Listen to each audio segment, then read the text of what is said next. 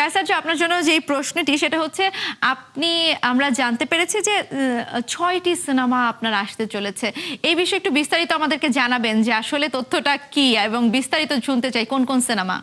আমার একটা ছবি আসবে ইফতেখার চৌধুরী পরিচালিত মুক্তি, এটা শেষ পর্যায়ে, এটা সেন্সরে যাবে খুব শীঘ্রই।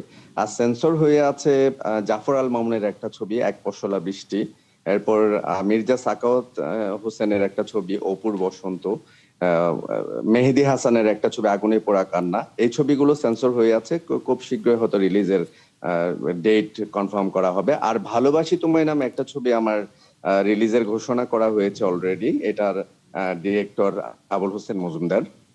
তো এই ছবিটি হয়তো সবার আগে রিলিজ হবে, আশা করছি হয়তো ঈদের পরেই, হয়তো ঈদের ইয়েতে আসবে না, ঈদের পরেই হয়তো গ্যাপে এই ছবিটি রিলিজ হবে, ভালোবাসি তোমায়। কায়সার, আমরা প্রতিবেদনে বলছিলাম যে আপনার প্রথম সিনেমার গানগুলো এখনো মানুষের মুখে মুখে। আসলে একটু জানতে চাই যে প্রথম সিনেমায় যুক্ত হবার গল্পটা যদি আমাদের বলেন, তুমি আছো হৃদয়ের সঙ্গে যুক্ত হবার সেই সময়ের গল্পটা। সেই সময়ের গল্পটা হচ্ছে, আমার প্রয়াত আমার ফিল্মের বাবা হাসিবুল ইসলাম মিজান, উনি আমাকে একটা চ্যানেলে ওনার সাথে হঠাৎ দেখা হয়। তো উনি আমাকে দেখা মাত্র আসলে ছবিতে অফার করেন, একটা ছবির গল্প আছে, এমন আছে, তুমি করবা? তো আমি বললাম যে না, আমি ছবি করব না। তো বলে যে কেন, তুমি কি করো? আমি বললাম, আমি গ্রুপ থিয়েটারে কাজ করি, কিন্তু ছবি করব না, আমার ফ্যামিলি আমাকে ত্যায্য পুত্র করবে। তারপর বলে যে আরে তুমি তো উল্টা, ছেলেরা আমাদের পেছনে ঘুরে আর তুমি উল্টা বলতে, তোমার নাম্বার আচ্ছা। দাও।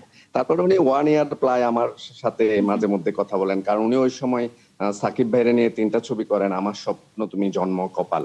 তো চতুর্থ ছবিটাই আসলে আমি ইন করি, তুমি আছো হৃদয়ে। তারপর আহ আমাদের মাহফুজুর রহমান, হুম হুম তারপর হুম। হচ্ছে আমাদের যে মাহফুজ আহমেদ অভিনেতা, আচ্ছা। উনি, শাবনূর ম্যাডাম, ওনারা আমাকে আসলে একদিন ওই কপাল ছবির ডাবিং এ আমি এফডিসিতে যাই, ওখানে রাজি হুম হুম। করান। তারপর ইন্ট্রোডিউস হয়ে যায় ছবিটাতে, রাজি হয়ে যায়, এই তো।